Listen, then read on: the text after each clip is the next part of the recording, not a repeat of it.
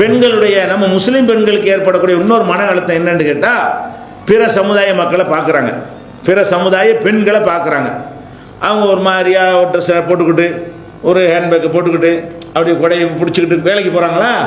ஒரு போனோன்னு செய்து நம்ம வீட்டில் உட்காந்து சோறாகிட்டு இருக்கிறோம், இந்த பொம்பளையை பாருங்கள் ஆஃபீஸர் மாதிரி போகுது, அங்கே போய் சீட்டில் உட்காருது, ஆம்பளைக்கெலாம் வேலை வாங்குது, கை கட்டிட்டு நிற்கிறாங்க எத்தனை பேர், எவ்வளோ பெரிய கண்ணியமாக இருக்கிறது.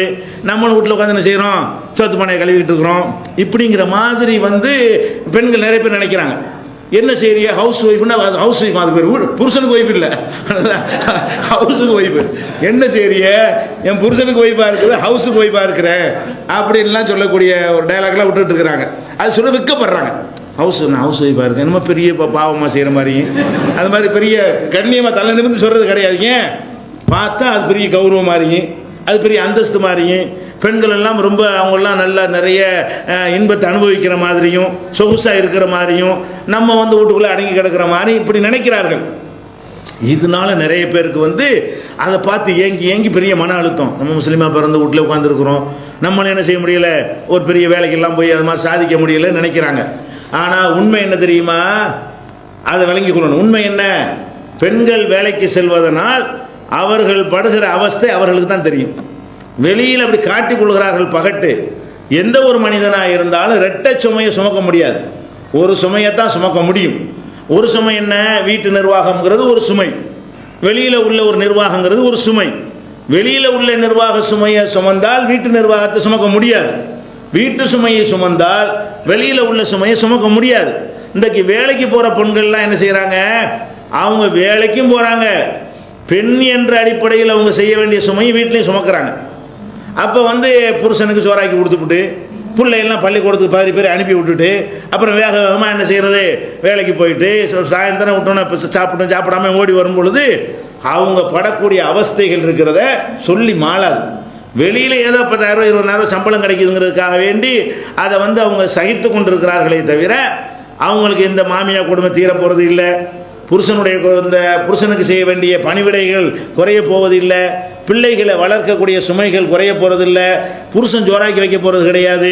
வேலைக்கு போகிறது, நீ வேலைக்கு போயிட்டு வாமா நான் சோறாக்கி வச்சிடுறேன் அப்படின்னு சொல்லிட்டு அந்த மாதிரி புருஷன் சோறாக்கி வைக்கிறானா. நீ வேலைக்கு போனாலும் அந்த வேலையை தான் செய்ய வேண்டி இருக்கிறது. அப்போ வீட்டில் இருக்கிற ஒரு வேலையை செய்கிறது அவங்களுக்கு போதுமானதாக இருக்கிறது. அதுவே முதுகு வலிக்குது, இடுப்பு வலிக்குது, பெண்கள்லாம் படக்கூடிய அவஸ்தையை நம்ம பார்க்குறோம். வீட்டில் இருந்து கொண்டு இந்த வேலைகளே சிரமமாக இருக்கிறனால தான் சில பொருள்லாம் கண்டுபிடிச்சி தந்திருக்காங்க உங்களுக்கு. அந்த எல்லாம் விஞ்ஞான என்ன செய்கிறான், மாவு அரைக்கிறதுலேருந்து எல்லாத்தையும் மசாலா அரைக்கிறது வரைக்கும் மனுஷனுக்கு எந்த ஒரு வேலையும் இல்லாமல் எதனால பெண்கள் கஷ்டப்படுறாங்க. இதுவே கஷ்டமா, சும்மா வீட்டில் உட்காந்து இதுதான் பார்த்துட்டு இருக்கிறாங்க. இதுவே கஷ்டம்ன்ற போய் தானே நீங்கள் மிக்சி வாங்கி கேட்குறீங்க, கிரைண்டர் வாங்கி தாங்கன்னு கேட்குறீங்க, வாஷிங் மிஷினுக்கு வாங்கி கேட்குறீங்க, இதெல்லாம் உட்காந்து துணி வச்சு எங்களுக்கு முடியாதுன்னு நினைக்கிறீங்க. அப்போ வீட்டில் உள்ள வேலையே கஷ்டம் நினைத்து கொண்டு இந்த சாதனங்கள்லாம் வரும் பொழுது அதுலேருந்து இன்னும் கொஞ்சம் சுமையை சுமந்துக்க வேண்டிய பைத்தியக்காரத்தனமாக இல்லை. இது எதுக்காக நீங்கள் வேலைக்கு போகணுன்ட்டு அந்த சுமை ஏற்றுக்கிறீங்க. இன்னும் சொல்ல போனால் கை குழந்தை உள்ள ஒரு தாயின்னு வச்சுக்கிறங்க, கை குழந்தை இருக்குது. இந்த கை குழந்தையோட உள்ள ஒரு தாய் வேலைக்கு போனால்னு சொன்னால் அந்த குழந்தை நிலை என்ன, அந்த குழந்தைய எங்கே விட்டுட்டு போக முடியுமா, பால் குடிக்கணுமே. அந்த தாய்ப்பால் கொடுக்க வேண்டியது அந்த 8 மணிலேருந்து சாயந்தரம் 5 மணி வரைக்கும் உள்ள இடைப்பட்ட நேரத்தில் ஒரு 5-6 தடவையாக அந்த குழந்தைக்கு பால் ஊட்டணுமா இல்லையா. அந்த 5-6 தடவை அந்த குழந்தைக்கு எப்படி பால் ஊட்டுவாங்க, வீட்டில் யார்ட்டையும் விட்டுட்டு போயிட்டாங்கன்னு சொன்னால் புட்டி பால் தான் கொடுக்கணும். அன்புக்கு அந்த குழந்தை ஏங்கும், கொடுக்க முடியாது. அப்போ அந்த தாய்க்கு அந்த பால் சுரக்கும், அதை கொடுத்தா தான் அவளுக்கு உடல் ரீதியாக ரிலீஃப் ஆகும். இல்லைன்னா அதுவே ஒரு வேதனையாக இருக்கும். அந்த வேதனையை தாங்கிக்கிட்டு உட்காந்து கையெழுத்து போட்டால் பெருமையாது. பேனாவில் உட்காந்து பெரிய அதிகாரி மாதிரி கையெழுத்து போடுவாங்க. உடல் ரீதியாக அந்த பால் சுரந்த பிறகு அவங்க படக்கூடிய அவஸ்தை இருக்கிறத, ஒருத்தனுக்கு யூரின் போகிற மாதிரி ஒரு நேரம் வந்துருச்சுன்னு வைங்க, இந்த அந்தாண்டு இருக்கிறது இப்போ தான் உடனே போகணும்னு, அந்த நேரத்தில் அவனை எந்த வழியாவது ஈடுபாடு செய்ய முடியுமா? அதை விட அதிகமான முறையில் என்ன இருக்கு, இது ஒரு வேதனையாக இருக்கும். அந்த பால் சுரந்து உடனே கொடுக்கவில்லை என்று சொன்னால் அப்போ நம்ம என்ன விளங்கணும், இதெல்லாம் நீ வேலைக்கு போகிறங்கிறிய, நான் வேலைக்கு போகிறேன், நீ 5 தடவை என் பிள்ளைக்கு பால் கொடுன்னு புருஷனை சொல்லிட்டு போக முடியுமா? அவன் பால் கொடுப்பானா? எப்படி முடியுங்கிறேன். இல்லை குழந்தை தூக்கிட்டு போய் அங்கே வச்சுட்டு இருக்க முடியுமா? வேலை செய்கிற இடத்துல அவன் ஏற்பாடு செஞ்சு தருவானா எங்கேயாச்சும்? அப்போ நம்ம என்ன வழங்கினேன், பெண்கள் வந்து அவங்க உடல் ரீதியாக அவங்க எப்படி படைக்கப்பட்டிருக்கிறார்கள் என்று சொன்னால் வீட்டில் இருந்து தான் குழந்தைகளை பராமரிக்கணும், அன்பு செலுத்தணும், அவங்கள கண்காணிக்கணும், கவனிக்கணும். இதெல்லாம் கை குழந்தை இப்படி பெரிய பிள்ளைகளாக இருந்தால் அவங்க பண்ணக்கூடிய சேட்டைகளுக்கு கெட்டு தரதில் நாசமாக போகிறது காரணம் என்ன? அப்போ வெளியே தான் இருப்பான் எப்போவுமே, அம்மா தானே வீட்டில் இருப்பா எப்போவுமே. அவளும் வீட்டில் இல்லைன்னா என்னவாகும்? அது இஷ்டத்துக்கு கெட்ட கூட்டாளிகள், கெட்ட பழக்கங்கள். 10 வயசுல பீடி குடிக்கிறான். ஏன் பாப்பா அப்பாவுக்கு அப்பனும் தெரியாது, ஆத்தாவுக்கும் தெரியாது. ஏன் மறைச்சிடலாம்? அம்மா இருந்து கவனிச்சாலையானால் அவருடைய ஒவ்வொரு நடவடிக்கை என்ன செய்வா பாப்பா. அப்போ அந்த குழந்தைகள் வந்து நல்ல நல்ல ஒரு குழந்தையா வளர்க்கிறது என்பது வந்து பெரிய கேவலமா? அது வந்து பெண்ணுரிமைக்கு இழுக்கா? பெத்திங்கள அது பெத்ததே இழுக்குன்னு சொல்லிட்டு இப்போ பெறாமல் இருந்துட்டு போங்க. பிள்ளைய பெற்றெடுக்கிறீங்க, பெற்றெடுத்து அதை ஒரு நல்ல ஒரு சமூகத்துக்கு பயன்படக்கூடியவனா வளர்க்கணுமா இல்லையா? கண்ணியமாக வளர்க்கணுமா இல்லையா? அப்போ குடிகாரனாக, புகைப்பழக்கத்துக்கு ஆளானவனாக, கெட்ட சவகாசம் உள்ளவனாக, திருடனாக, வீட்டில் உள்ள பொருளை திருடக்கூடியவனாகவெல்லாம் ஒரு குழந்தை உருவாகிறான் என்று சொன்னால் காரணம் என்ன? ஒன்று தகப்பன் இருந்து கண்காணிக்கணும், இல்லை தாய் கண்காணிக்கணும். தகப்பனுக்கு முடியாது, ஃபிசிக்கலாக முடியாது. 2 தடவை போட்டு மண்டையை போட்டு தாட்டிடுவான். பொம்பளை மாதிரி அரவணைச்சிட்டு இருக்க முடியாது. சேட்டை பண்ண என்ன செய்வான்? அந்த அவனை காட்டி பயம் காட்டலாமே தவிர ஒரு அம்மா தான் என்ன செய்வாங்க, ஒரு கண்டிப்போட கொஞ்சம் மென்மையாகவும் பாசத்தை காட்டியும் செய்வாங்க. அப்போ அந்த குழந்தை தாய்ப்பாலுக்கு ஏங்கும்னு நினைத்து கொண்டு நீ வேலைக்கு போறிய, இது வந்து இந்த மாதிரி ஒரு நிலைக்கு உங்களை ஆளாக்குனா நல்லதா கெட்டதா? அது பிள்ளை பெற்ற தாய்மார்களுக்கு தெரியும், கை குழந்தை வைத்திருக்கிற தாய்மார்களுக்கு தெரியும். அப்போ இது எவ்வளோ பெரிய ஒரு வேதனை. இந்த வேலைங்கிற ஒரு 5000 10,000 சம்பளம் தர்றதுக்காக வேண்டி எவ்வளோ பெரிய ஒரு இன்பத்தை இழக்கிறாங்க அவங்க. அந்த குழந்தையை கொஞ்சி மகிழ்வது, அந்த கொஞ்சி மகிழ்றமே, அதில் தான் அந்த படம் அப்படி ஏறும், மனசில் ஏறும். அந்த குழந்தைக்கு தாய்னா என்ன இருக்கு, நமக்கு எல்லாமே தாய் தான் அப்படிங்கிறது எப்போ உண்டாகுனா திருப்பி திருப்பி அந்த குழந்தையை கொஞ்சி அது உச்சி மோந்து அதை கட்டி அணைத்து அதெல்லாம் செய்யும் பொழுது தாய் மீது தனி பாசம் உருவாகும். இந்த மாதிரி போட்டியெல்லாம் அவன் என்ன செய்வான், அவன் வளர்ந்த பிறகு உங்களை கொண்டு முதிர் எழுத்துல போட்டுருவான். அவன் உங்களை கவனிக்க, நீங்கள் கவனிச்சல அவனை, நீங்கள் அவனை முடியாத நேரத்தில் நீங்கள் கவனிச்சீங்களா? பால் விட்டுனீங்களா? மூத்திரம் மஞ்சி தவசரில் மூத்திரம் மஞ்சி கிடப்பான், அதை கவனிக்கிறதுக்கு உங்கள் தாய் இருக்க மாட்டீங்க, இன்னொருத்தங்களை விட்டுட்டு போய் அவங்க அதை கவனிக்கிறாங்க. மலத்திலேயே கிடக்கும் அந்த குழந்தை, ஜலத்திலேயே கிடக்கும், அசிங்கமாகிட்டு கிடக்கும், அதை கவனிப்பாரட்டு கிடக்கும். இந்த மாதிரி எல்லாம் நம்மளை போட்டாங்களேன்னு அவன் நினைச்சான்னு சொன்னால் உங்களுக்கு தெருவில் போடுவானா இல்லையா? அப்போ நம்ம என்ன விளங்கணும், அதாவது பெண்கள் வந்து வேலைக்கு போகிறது என்பது பெரிய கௌரவம் மாதிரியும், வீட்டுக்குள்ளே இருக்கிறது கேவலம் மாதிரி. வீட்டுக்குள்ளே இருக்கிறது சும்மா இருக்கிறதா? வீட்டுக்குள்ளே வேலை ஜாஸ்தி, வேலை இல்லாமல் பெண்களை வச்சிருக்கிறதாக தப்பாக சித்தரிக்கிறாங்க. 2 டிபார்ட்மெண்ட்டு, கல்வி அமைச்சர் கல்வியை பார்க்கணும், மருத்துவ அமைச்சர் வந்து மருத்துவத்தை பார்க்கணும். இவர் அதை பார்க்கக்கூடாது, அவர் இதை பார்க்கக்கூடாது. அவங்க இவங்களுக்கு ஒரு உள்துறை அமைச்சகம், இவங்க வெளியுறவு. ஒரு குடும்பத்தில் 2 செக்ஷன் இருக்கிறது. ஒன்று வெளி விவகாரம், இன்னொன்று உள் விவகாரம். உள் விவகாரத்தை பூரா அந்த பெண்கள் தானே பார்க்குறாங்க, நிர்ணயிக்கிறாங்க, கணக்கு பண்ணுறாங்க. இவ்வளவு சமையலுக்கு என்ன சாமான் வாங்கணும்னு நினைக்கிறாங்க, என்ன மாதிரியான உணவு உடம்புக்கு நல்லதுன்னு ஹோட்டலில் போய் தின்று நாசமாக்கிடக்கூடாது, கெட்ட கெட்ட பொருள்களை போடுவாங்க அப்படின்னு சொல்லி கணவனையும் பிள்ளையும் தன்னையும் நல்ல முறையில் கவனிக்கிறதெல்லாம் சும்மா அற்பமான கேவலமான வேலையா? இதெல்லாம் வந்து ஒரு அசிங்கமான ஒரு வேலையா? அப்படியாக அவங்க சித்தரிக்கிறார்கள். அது மாத்திரம் இல்லை, இந்த வேலைக்கு செல்லுகிற பெண்களுடைய குடும்ப வாழ்க்கை எப்படி இருக்குன்னு தெரியுமா? இவன் பணத்துக்காக வேண்டி வேலைக்கு அனுப்பிடுவான், சம்பளம் கிடைக்கிறதுக்காக வேண்டி. ஆனால் மனசில் பூரா என்ன இருக்கும்னு கேட்டால், இந்த வேலைக்கு போனால அவனோட எப்படி பேசிகிட்டு இருப்பாளோ, இவனோட பேசிகிட்டு இருப்பாளோ, மேனேஜர் மேலே ஒருத்தன் அவன் கொஞ்சம் சின்ன வயசு பையன் மாதிரி தெரிகிறானே, அவனோட பழகிடுவாளோ, இப்படியே நினச்சிக்கிட்டு சித்திரவதையும் பண்ணுவான். டார்ச் அப்படின்னு நான் சொல்லவில்லை. சென்னையில் 2 வருடத்திற்கு முன்னாடி போலீஸ் கமிஷனர் வந்து வேலைக்கு செல்லும் மகளிரெல்லாம் கூப்பிட்டு வச்சுக்கிட்டு ஒரு கலந்துரையாடல் பண்ணுறாரு. அதில் ஒவ்வொரு அம்மாவும் எந்திரிச்சு சொல்கிறாங்க, நாங்கள் வேலைக்கு போனால் புருஷங்காரன் சந்தேகப்படுறான், நாங்கள் அலங்கரிச்சிட்டு போனால் யாருக்கடி அலங்கரிக்கிறேன்னு கேட்குறான்.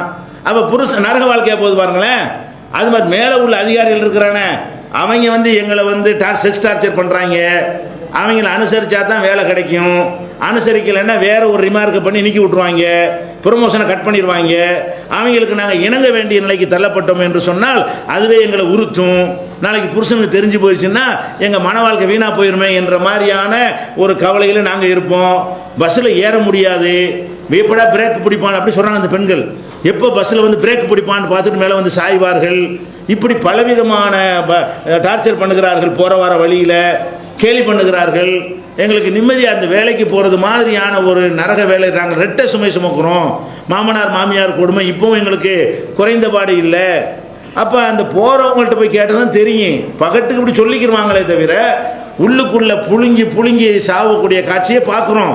இந்த வெளி வேலைகள்லாம் செய்யக்கூடியது வந்து கணவனே இல்லை, கவனிப்பே இல்லை, சாப்பாட்டுக்கே வழி இல்லை, அவங்க தான் அதை கவனிக்கணும்ன்ற நிலைக்கு தள்ளப்பட்டால் அப்போ ரெட்டு சுமை சுமந்து ஆகணும். அது மாதிரியான ஒரு நேரத்தில் உள்ள பெண்களாக இருந்தால் அவங்க போய் ஏதாவது வேலை வெட்டி செஞ்சு சம்பாரித்து தான் பிள்ளைகளை காப்பாற்றணும்னா அது ரீசன் ஓகே. ஏன் அவங்க அந்த நிலைக்கு தள்ளப்பட்டு விட்டார்கள். அப்படி இல்லாதவர்களை பொறுத்த வரைக்கும் இந்த வேலைக்கு போகிறதுங்கிறத நம்ம எப்போ தேர்ந்தெடுக்கிறோமோ அப்போ நீங்கள் விளங்கிக்கிற பலவீனமான உடல் ரீதியாக பலவீனமான பெண்களுக்கு இரட்டை சுமையை சுமக்க முடியாது. அதுபோல் கர்ப்பிணியாக இருக்கக்கூடிய காலமாக இருக்குன்னு வைங்க, அந்த நேரத்தில் அவங்களால என்ன செய்ய முடியாது, ஈடுபாடாக கர்ப்பிணின்னா அது கொஞ்சம் ரெஸ்ட் எடுக்க சொல்லுவான், கொஞ்சம் படுத்து கிடக்க வேண்டியிருக்கும். அது மாதிரி எல்லா நேரம் போல் இருக்க தோணாது. நம்மளுக்கே ஒரு எக்ஸ்ட்ரா சுமை தானே.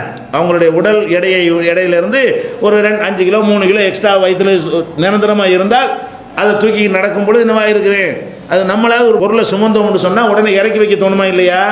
தலையில் ஒரு குடத்தை வச்சுக்கிட்டே இருக்க முடியுமா? முடியாது. கொஞ்சம் நேரத்துக்கு வச்சுட்டு இருக்கலாம், அப்புறம் இறக்கி தான் வச்சு ஆகணும். அவங்களுக்கு இறக்கி வைக்க முடியாத சுமை இருக்கக்கூடிய நேரத்தில் அவங்க உடம்பு ஓய்வை நாடும், ஓய்வை தேடும். ஆனால் ஓய்வு கிடைக்காது. ஏன்? சம்பாதிக்கணும், வேலைக்கு போகணுமே. அப்போ அந்த மாதிரியான ஒரு உடல் ரீதியாக பெண்கள் படைக்கப்பட்டு இருக்கும் பொழுது அப்போ இஸ்லாம் சொல்லக்கூடிய வகையில் நீங்கள் குடும்பத்தில் இருந்து நல்ல அழகான முறையில் நிர்வாகம் பண்ணுறதுல என்ன தப்பு?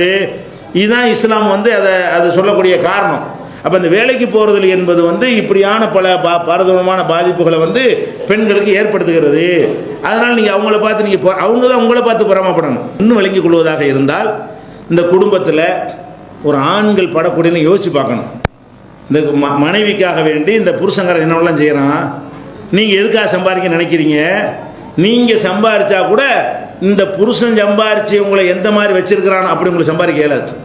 இவன் என்ன செய்கிறான், உங்களுக்கு ஒரு சின்ன அளவு தான் உழைக்க முடியும். ஆஃபீஸ் வேலை மாதிரி வேலைக்கு தான் நீங்கள் போவீங்களே தவிர மூட்டதுக்கு போவீங்களா? நான் கேட்குறேன். ஒரு பொம்பளை வேலைக்கு போகிறதா தான் செய்வாங்க, ஃபேனை போட்டு டேபிளுக்கு உட்கார்ற வேலைக்கு தான் போவாங்களே தவிர எதுக்கு போக மாட்டாங்க? மூட்டை தூக்குற வேலைக்கு போவீங்களா? லோடு அடிக்கிறதுக்கு போவீங்களா? கை வண்டி இழுக்கிறதுக்கு போவீங்களா? முரட்டுத்தனமான வேலைகளுக்குலாம் வயலில் இறங்கி கலப்பையை பிடிச்சி என்ன சித்தாள் மாதிரி களை எடுக்கிறதுக்கு தான் போக முடியுமே தவிர ஏர் உழுவுறது போக முடியுமா? முடியாது. அப்போ என்ன செய்ய முடியும்? கட்டடம் கட்டுறது, உயரமான இடத்துல ஏறுறதுக்கெலாம் போக முடியாது. சும்மா செங்கல் எடுத்து கொடுக்கலாம். இப்படி அந்த வேலைக்கு போனால் கூட அதில் கூடமாட ஒத்தாசை பண்ணுற மாதிரியான வேலையை தான் இவங்களுக்கு செய்ய முடிகிறது. ஆம்பளையை பொறுத்தவரைக்கும் என்ன செய்கிறான், ஒரு மனைவி என்று ஒருத்தி வந்தவோ யாரோ எவரோ மனைவின்னு ஒரு அக்ரிமெண்ட்டை நம்ம போட்டுட்டோம். நமக்கு மனைவி ஆகிட்டாண்டவன் அவன் என்ன ஆயிடுறான், நம்ம மனைவியை சந்தோஷமாக வச்சுக்கிறேன்னு, அவள் தேவைகள் நிறைவேற்றணும் அப்படிங்கிறதுக்காக வேண்டி 8 மணி நேரம் 16 மணி நேரம் 20 மணி நேரம் எல்லாம் உழைக்கிறான். சொந்த நாட்டை விட்டுட்டு போய் அடிமையாக நிற்கிறான். இந்த நாட்டில் இவ்வளோ சுதந்திரமாக இருக்கலாமா இல்லையா? இந்த சமூக அமைப்புனால என்ன உங்களுக்கு கேட்டு இதெல்லாம் நீங்கள் செய்ய இயலுமா? அப்போ பெண்கள், முஸ்லீம் பெண்களை பொறுத்த வரைக்கும் அவங்க என்ன செய்யணும், ஆண்களுக்கு ரொம்ப நன்றி கடன் பட்டவர்கள். ஏன்? இந்த சமுதாயத்தில் உள்ள ஆண்கள் வந்து அப்படி கஷ்டப்படுறான். அவனுக்கே ஒரு இளமையாக இருக்கக்கூடியவனுக்கு அவனுக்கே ஒரு இல்லற வாழ்க்கை தாம்பத்திய உறவு தேவை தானே. தேவையாக இருந்தும் கூட என்ன பண்ணுறான்னு கேட்டால் மனைவியை நல்லா வச்சுருக்கேன், மனைவி விரும்புகிறா, நகை நட்டு நிறைய போட ஆசைப்படுறா, அந்த வீட்டில் உள்ள பார்த்துலாம் ஆசைப்பட்டு கேட்குறா, அது வேணும் இது வேணும்னு சொல்கிறா. ஊரில் உட்காந்து நம்ம வாங்க முடியாது, நம்ம அந்த இல்லறத்தை தியாகம் பண்ணிட்டாவது நம்ம என்ன செய்வோம், போய் அங்கே கிடந்து கஷ்டப்படுவோம். பாஷை தெரியாத ஒரு நாட்டில் பலவிதமான எந்த விதமான உரிமையும் இல்லாத அங்கே பேசவும் முடியாது. நம்ம நாட்டில் மாதிரி எது பேச முடியுமா? வாயை திறக்க முடியாது. 3 பேர் ஒன்றா உட்காந்து பிடிச்சி கொண்டு வச்சுருப்பாங்க. அந்த மாதிரியான எந்த ஒரு உரிமை, ஓட்டுரிமை கிடையாது, சட்டப்பூர்வமான எந்த உரிமையும் கிடையாது, கார்டு இல்லாமல் வெளியே நடமாட முடியாது. அது மாதிரி பாஸ்போர்ட்டை கூட கையில் இருக்காது, அவங்க கையில் மாட்டிக்கிட்டு இருக்கேன். பிடிக்கலன்னு சொல்லி உடனே புறப்பட்டு வர முடியாது. அவன் என்னைக்கு பாஸ்போர்ட்டை ரிலீஸ் பண்ணி தர்றானோ அன்னைக்கு தான் நாட்டை விட்டு வர முடியும். அது மாதிரி ஒட்டகத்தை மயக்க விட்டாலும் சரி, உங்களை வந்து என்ன மாதிரி வேலையில் போட்டாலும் சரி, அந்த இந்த விசா எவ்வளோ காலம் இருக்குதோ அது வரைக்கும் உங்களால் தப்பிச்சு என்ன செய்ய முடியாது. அங்கேருந்து அவன் என்ன மாதிரி வேதனைலாம் படுறான்னு உங்களுக்கு தெரியும். அரபு நாடுகளில் போய் இந்த மாதிரியான ஏஜென்ட்டுகளை நம்பி பொய்யா சொல்லி 40,000 ரூபா சம்பளம் அந்த மாதிரி வேலை, கலெக்டர் வேலை மாதிரி சொல்லுவாங்க, பில்டப் கொடுப்பாங்க. அதை நம்பிக்கிட்டு அங்கே போனால் என்ன செய்வாங்க, பாலைவனத்தில் கொண்டு ஒட்டகத்தோடு போட்டு விட்ருவாங்க. ஒட்டகத்தை கடிக்கிற உண்ணி நம்மளையும் கடிக்கும், ஒன்றும் பண்ண முடியாது. அவனுக்கு பழக்கமே இல்லை. ஆடு மாடு மாதிரி நினச்சா அது ஒரு டைப்பாக இவனை டீல் பண்ணும், உதைக்கும், கட்டிக்கும். ஆடுலாம் கடிக்காது, மாடெல்லாம் முட்டை தான் செய்யும், ஒட்டகம் வந்து கடிக்கும். இதெல்லாம் அவனுக்கு விளங்காது. இந்த மாதிரி ஒட்டகம் கடி வாங்கிக்கிட்டு மிதி வாங்கிக்கிட்டு பாலைவனத்து வெயில தாங்கி கொண்டு அந்த ஒட்டகத்தோடு சேர்ந்து உள்ள அந்த கிருமிகளோட இவனும் பழகி கொண்டு இந்த மாதிரி அவன் வாழ்ந்துக்கிட்டு இருக்கிறான். பிடிக்கல, வர நினச்ச முடியலைங்க. இறங்கணும்னு பாஸ்போர்ட் வச்சு வச்சுக்கிறாங்க. இறங்கணும்னு தெரியுமா? பாஸ்போர்ட் கையில் இருந்தால் தானே விமானத்தோடையே ஏற்றிட்டு வர முடியும். உங்களுக்கு வெளியவே நடமாட முடியாது. அந்த அக்காமான்னு ஒரு கார்டு வச்சுருக்கலாம், வெளியே நடமாட அதுதான் தருவான். அப்புறம் பாஸ்போர்ட்டு எல்லா ரெக்கார்டும் அவங்க கையில் மாட்டிக்கிறோம். அப்போ எத்தனை வருஷத்துக்கு நீங்கள் போனீங்களோ அது வரைக்கும் வச்சுட்டு அப்புறமா அனுப்பி விடுவான். அப்போ இந்த மாதிரி செய்கிறான். எதுக்கு செய்கிறான்? எதுக்காக வேண்டி நீங்கள் அதை பார்த்து ஆசைப்படுறீங்க? அவங்கள பார்த்து நம்முடைய கணவன்மார்கள் நம்மளை கல்யாணம் பண்ணிக்கிட்ட காரணத்துக்காக வேண்டி என்ன மாதிரிலாம் கஷ்டப்படுகிறார்கள். ஒரு கடை வைக்கிறாங்க, ஒரு வேலை செய்கிறாங்க, எந்த வேலைனாலும் செய்ய ரெடியாக இருக்கான். தள்ளு வண்டியில் தள்ளிக்கொண்டு என்ன செய்கிறான்? வந்து சுண்டல் வியாபாரம் பண்ணி குடும்பத்தை காப்பாற்றுறான்.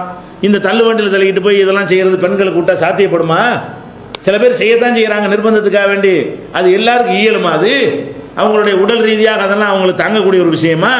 அப்போ இந்த மாதிரியெல்லாம் நம்ம பார்க்கக்கூடிய நேரத்தில் குடும்ப வாழ்க்கையில் இந்த சமூகத்தில் நீங்கள் மனைவியராக இருக்கிற மாதிரி ஒரு கண்ணியம் வேற எந்த சமூகத்திலையும் கிடைக்காது. எல்லாத்தையும் ஆம்பளை ஏற்றுக்கிறான், நகையாக செஞ்சு பூட்டுறான். ஏன்? அவன் ஆசை என்ன? சோறு கொடுக்கறது மட்டும்தான் அவனுக்கு கடமை மார்க்கத்தில். உங்களை மானத்தை மறைக்கிறதுக்கு ஒரு ட்ரெஸ்ஸு கொடுக்கறது அவனுக்கு கடமை. அது போக ஏதோ வாடகை வீட்டிலேயே வச்சா அவங்களுக்கு போதும். குடியிருக்க ஒரு இடம் தர வேண்டும். அதுக்காக வேண்டி பெரிய அரண்மனை கட்டித்தர வேண்டிய அவசியம்லாம் கிடையாது அவனுக்கு. ஒரு குடிசையை போட்டு தந்தால் கூட நீங்கள் இருந்துக்கிற வேண்டியதுதான். அப்படியே எல்லாம்பளையும் செய்கிறான். மார்க் அவனுக்கு எதை கடமையாக்கி இருக்குது அவ்வளோ நிப்பாட்டிக்கிறானா? அதை தாண்டி என்ன செய்கிறான்? வாங்குற சொத்தையெல்லாம் பொண்டாட்டி பேரில் எழுதுனவன் இருக்கிறான். ஒவ்வொரு சஃபருக்கு போயிட்டு வரும்பொழுதெல்லாம் ஏதாச்சும் 10 பவுன் 20 பவுன் கிணத்தையா என்ன செய்கிறான்? வயிற்று கட்டி வாயை கட்டி அவனே சமைச்சு, அவன் சமைச்சு எந்த லட்சணத்தில் இருக்கு? 4-5 பசங்க சேர்ந்து என்ன செய்வானுவ? சமைச்சு ஒரு ரசத்தை வச்சு அதான் சாப்பாடு. இந்த மாதிரி நாக்கு ருசியாக ஒன்று சாப்பிடாம மிச்சப்படுத்தி அதை மனைவிக்கும் மக்களுக்கும் பிள்ளைகளுக்கும் நல்லா இருக்கணும். எவ்வளவு கஷ்டப்படக்கூடிய ஒரு நிலையில் நம்ம ஆண்களுடைய மனநிலை மாறி இருக்கு. இஸ்லாமிய சமுதாயத்தில் நம்ம மேலே இது சுமத்தப்பட்டிருக்கிறது. இந்த இஸ்லாம் மார்க்கத்தில் மட்டும்தான் இந்த மாதிரி உணர்வு உங்களுக்கு இருக்கிறது. வேறு சமுதாயத்திலாம் அப்படி வெளிநாட்டுக்கு போனால் கூட அவ்வளோ சம்பாத்தி குடிச்சுட்டு என்ன செய்வான்? காலி பண்ணிடுவான். பொண்டாட்டிலாம் அப்படிலாம் செய்ய மாட்டான் அதிகமான பேர். அப்போ நம்ம சமூகத்தில் என்ன செய்கிறான்? அற்பமான வேலையில் இருந்தால் கூட அவன் தன்னுடைய தேவைகளெல்லாம் குறைத்துக் கொள்கிறான், சுருக்கி கொள்கிறான். கொஞ்சம் பேர் உதாரி இருப்பான், அதிகமான பேரை சொல்கிறான். அதிகமான ஆண்களுடைய நிலைமை என்னன்னு கேட்டால் பரிதாபகரமான நிலைமை இருக்கிறது. சொல்ல போனால் அந்த மாதிரியான ஒரு சமூகத்தில் பிறந்ததுக்கு பெண்கள் தான் என்ன செய்யணும்? நீங்கள் ஆண்கள் நினச்சி டார்ச்சர் மாதிரி நினைக்கிறீங்க. அவன் படக்கூடிய கஷ்டம் அவனுக்கு தான் தெரியும். வெளியில் என்ன மாதிரியான பிரச்சனைகள்லாம் சந்திக்கிறான், அடிதடியை சந்திப்பான், திட்டு ஏச்சு. ஒரு முதலாளிட்ட வேலை செஞ்சான்னா நீங்கள் பொண்டாட்டிட்ட புருஷன் உரிமையை ஏற்றுட்டுனா நீங்கள் கோவப்படுறீங்க. அவன் எவன்ட்டே 2000 ரூபா சம்பளம் வாங்குறதுக்காக வேண்டி போடா நாய் அவனவன் சொல்ல முடியாத வார்த்தையெல்லாம் கேட்பான் முதலாளி. ஏன் 2000 ரூபா சம்பளம் தர்றான்னு சொல்லி பேசாமல் தலை குனிஞ்சு நிற்பான். எவ்வளோ அது எப்படி இருக்கு அவன் நிலையிலேருந்து எண்ணி பார்க்கணும். எதுக்காக சகிச்சுக்கிறான் அவன்? நம்ம மனைவி நல்லா சோறு போடணும், இந்த வேலை இல்லாட்டி வேலை கிடைக்காது. அந்த மாதிரி அவனை மூட்டை மூட்டையாக தூக்க சொல்லுவாங்க. அவனை தூக்க முடியாது, கஷ்டப்படுவான். இருந்தாலும் தூக்குவான். ஏன்? நம்ம ஒரு இடத்துல வேலை பார்க்குறோம், என்ன செய்கிறது? அப்போ தான் சம்பளம் கிடைக்கும். அப்போ ஒரு அதிகமான வேலையை போடுவாங்க, அதிகமான ஒரு டார்ச்சர் பண்ணுவான். இதெல்லாம் ஒரு சம்பளத்துக்கு இருந்தால் அப்படி. அவன் ஒரு சொந்த வியாபாரம் பண்ணால் கூட வர்ற வாடிக்கையெல்லாம் ஆளாளுக்கு என்ன செய்வான்? அவனுக்கு என்னடா ஜாமான் வைக்கிற, என்ன கொள்ளடிக்கிறேன்லாம் கேட்பான். அதுக்கு ஹீல் சிரிச்சுக்கிட்டதா சொல்லணும். அப்போ அந்த மாதிரில எவ்வளவுக்கு ஒரு மன உளைச்சல் ஒருத்தனுக்கு வெளி உலகத்தில் இருக்குது. ஒரு டீ கடைக்காரன்ட்ட போய் கேளுங்க, ஒரு பெட்டி கடைக்காரன்ட்ட போய் கேளுங்க, ஒரு எந்த ஒரு வியாபாரிட்ட வேணாலும் கேளுங்க, வேலை செய்கிறவன்ட்ட கேளுங்க, கூலி வேலை பார்க்குறவன்ட்ட கேளுங்க. எவ்வளவு பெரிய பிரச்சனைகள் எல்லாம் அவன் சாதாரணமாக சகிச்சுக்கிட்டு வீட்டில் மாத்திரம்தான் அவனுக்கு அது ஒன்று தான் கிடைக்கிறது. வீட்டில் என்ன செய்யணும்? சரி நம்மளை எல்லாரும் அதிகாரம் பண்ணுறாங்க, நம்ம ஒருத்தர் அதிகாரம் பண்ணுவோம். அவனை 1000 பேர் அங்கே அதிகாரம் பண்ணுறான். அப்போ அதிகாரம் பண்ணும்போது அவன் அப்படி அடங்கிடக்கூடாங்கிறதுக்காக வேண்டி என்னென்ன சோறாக்கிறேன்னு கேட்கத்தான் செய்வான். இதெல்லாம் கண்டுக்கிறாம என்ன செய்யணும்? பேசாமல் அவன் டென்ஷனில் வர்றான், அங்கே போட்டு எத்தனை திட்டிருப்பாரு. அவன் முதலாளி திட்டின கோபத்தில் வரும்போது சோறும் சரியில்லை, என்ன பாய்க்கு வழங்குறேன்னு வைங்க, ஏதாவது ஒன்று சொல்லுவான். அப்புறம் நார்மல் ஆகிக்கிறோம். கொஞ்சம் அரை மணி நேரத்தில் என்ன செய்கிறேன்? அது நார்மல் ஆகிக்கிறோம். இந்த மாதிரியான ஒரு விஷயங்கள்லாம் தான் இருக்குமே தவிர நீங்கள் இந்த குடும்ப அமைப்பில் விட்டு வெளியேறி போய் வேலை வெட்டிக்கின்னு போனீங்கன்னா இதெல்லாம் முடியாது. வேலை நான் கொஞ்சம் நெஞ்சில் கை வச்சு நீங்கள் சொல்லுங்கள், வேலை வெட்டிக்கு போய் சம்பாதிக்கிற பெண்கள் எவ்வளோ நகை போட்டு பார்த்துருக்குறீங்க?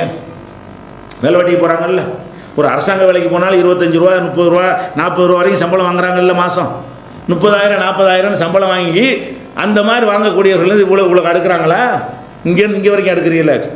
விரல் 5 விரலுக்கும் இது தலை முடி காது பார்த்தோம்னு சொன்னால் அத்தனை வெரைட்டி நமக்காக தான் கண்டுபிடிச்சிருக்கிறாங்க. நான் கடையில் முஸ்லீம் சமுதாயத்துக்கு தான் கண்டுபிடிச்சிருக்காங்கிற அளவுக்கு என்ன இருக்கு.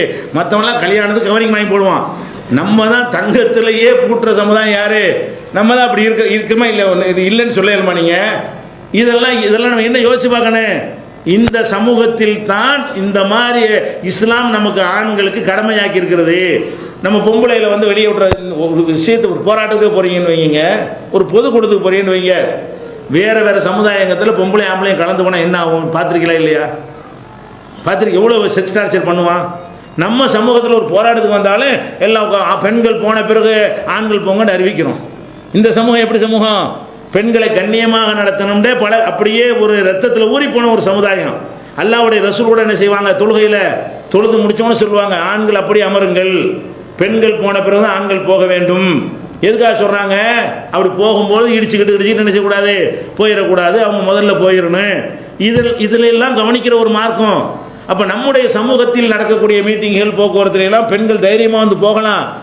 வேற சமுதாயத்தில் உள்ள கூட்டங்களுக்கு போக முடியுமா? பெண்களை இருக்கிற 50 பேரும் பெண்களை எப்படி பார்ப்பான் அவன்? நான் நேற்று சொன்ன மாதிரி சதையா மட்டும்தான் பார்ப்பான். அப்போ பெண்களை வந்து முஸ்லீம், அவங்க ஒரு ஈமான் உள்ள ஒரு நல்ல பெண்ணு, அவங்க அல்லாஹ்வுடைய அடிமையில் ஒரு அடிமை, நம்ம ஒரு அடிமை, அவங்க ஒரு பெண் அடிமைன்னு ஒரு முஸ்லீம் மட்டும்தான் பார்ப்பான். அப்போ நம்மளுடைய இந்த சமூகத்தில் நீங்கள் யோசிச்சு பார்த்தீங்கன்னு சொன்னால் இந்த மாதிரி கண்ணியம் எதுலையுமே இருக்காது. ஃபஸ்ட்டு பெண்கள்ங்கிற ஒரு இடத்த கொடுக்குறோமா இல்லையா? எதாக இருந்தாலும் அந்த மாதிரியான ஒரு அமைப்பெல்லாம் யோசித்து பார்த்தோம்னு சொன்னால் பெண்களுக்கு மன அழுத்தம் வரவே தேவையில்லை. வெளி உலகத்தை பார்த்துட்டு அவங்கெல்லாம் இதை சிறப்பாக நல்ல நிலையில் இருக்கிறார்கள் என்றெல்லாம் நீங்களாக தப்பாக கற்பனை பண்ணி கொண்டு நம்ம போய் முஸ்லீமை மட்டும் இல்லாமல் இருந்தால் எப்படி ஜாலியாக இருக்கலாம், எப்படி ஜாலியாக இருக்கலாம். பார்க்குறோம், ஜாலியாக இருக்கிற காட்சியெல்லாம் பார்க்குறோம். தண்ணி எடுத்து தெரிகிறார்கள். பொம்பளைகள் படிக்க போகிறோன்னு அனுப்பிவிட்டு வேலைக்கு போகிறோன்ட்டு நவீன தொழில்நுட்பத்தில் போய் சாஃப்ட்வேர் துறையில் வேலை கிடைச்சிருச்சுன்னு போனால் அங்கே என்ன நடந்துகிட்டு இருக்கு? ஆணு பெண்ணு தண்ணி அடிக்கிறது, பார்ட்டிக்கு போகிறது, டிஸ்கோதை டான்ஸ் ஆடுறது, இவன் பொண்டாட்டி அவன் மாற்றிக்கிறது, அவன் பொண்டாட்டி இவன் மாற்றிக்கிறது, இதுகளெல்லாம் நடக்கிற காட்சியை நம்ம பார்க்கணும். அந்த வேலைக்குன்னு போய்விட்டு என்ன மாதிரி கூத்துக்கள்லாம், எந்த விதமான ஒரு வெக்கம், மானம், ரோஷம் எல்லாத்தையும் இழந்து பீடி குடிச்சு திரிகிறது, சிகரெட் அடிக்கிறது, தண்ணியில் மிதக்கிறது. பெண்கள் ஒரு ஆம்பளைக்கு நிகராக போகிறோன்னு சொல்லி இந்த மாதிரியெல்லாம் ஆம்பளைக்கு தாங்கும் உடல் அமைப்பு.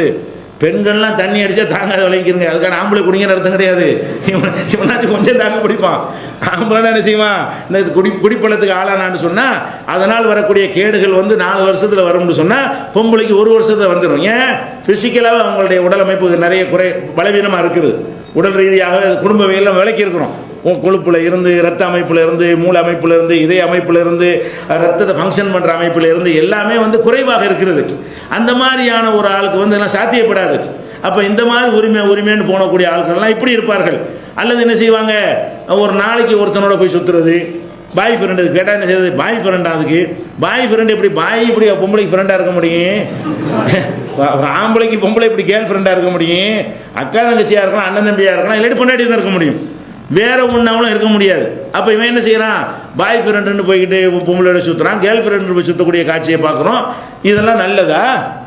இதெல்லாம் கண்ணியமா? இதெல்லாம் கௌரவமா? நமக்கு எவ்வளோ கண்ணியமாக இல்லாமல் பெருமைப்படுங்க. இந்த மார்க்கத்தில் பிறந்திருக்கா, நம்ம கஷ்டப்பட்டு தான் அந்த மார்க்கத்தில் வரல, வாரிசு முறையில் வந்துட்டோம். நீங்கள் எல்லா மார்க்கத்தையும் அலசி ஆராய்ஞ்சு தேர்ந்தெடுத்த இஸ்லாத்துக்கு வந்தீங்க இல்லை. அல்லாஹ் வந்து முஸ்லீம் குடும்பத்தில் பிறக்க வச்சு வாரிசு முறையில் கிடைச்சி போச்சு. அது சாதாரண விஷயம் கிடையாது. இஸ்லாமிய சமூகத்தில் பிறந்திருப்பது ஆண்களாக இருந்தாலும் பெண்களாக இருந்தாலும் இந்த சமூகத்தில் நம்ம ஒரு அங்கம் இருக்கிறோமே, அதான் அந்த அர்ப்பணிப்பு. ஆண்கள் எடுத்துக்கொண்டாலும் நம்முடைய அர்ப்பணிப்பு இருக்க சாதாரண விஷயமா? நம்ம அர்ப்பணிக்கிறோம்ல எல்லாத்தையுமே. அந்த மாதிரியாக நம்ம அந்த மார்க்கம் நம்மளை அப்படியே நம்மளை வந்து பக்குவப்படுத்துகிறது. இந்த மார்க்கத்தோட நம்பிக்கை வந்து குடும்ப அமைப்பு அந்த மாதிரி பக்குவப்படுத்துகிறது. ஒழுக்கமாக இருக்கணும், நேர்மையாக இருக்கணும், நம்ம தப்பு செஞ்சிடக்கூடாது, மனைவி தப்பு செஞ்சிடக்கூடாது, நல்லபடியாக அந்த மாதிரியான ஒரு அடிப்படையிலே நம்ம வார்த்தெடுக்கப்பட்டுரும் அடிப்படையில் இருந்த. அப்போ இதெல்லாம் நினைத்து பார்க்கும் பொழுது உலகத்தை நீங்கள் வந்து வெளி உலகத்தில் நடக்கக்கூடிய பிரச்சனைகள்லாம் பார்த்து விட்டு நீங்கள் என்ன செஞ்சிடக்கூடாது? பெண்களுக்கு ரொம்ப என்னங்க நம்ம பண்ணால் பிறந்து பெரிய கஷ்டமாக இருக்குது, வேறு சமுதாயத்து பொம்பளையில் இருந்தால் நல்லா இருந்திருக்கலாம்னு மாற்ற நினச்சிடாதீங்க. எவ்வளோ நல்லாவே கிடையாது. வேறு எந்த ஒரு சமுதாயத்தை எடுத்துக்கொண்டாலும் நீங்கள் இருக்கிற அளவுக்கு நல்ல ஒரு நிலையில் என்ன செய்யலை, இருக்கலை. இது ஒரு பெண்கள் சம்பந்தமாக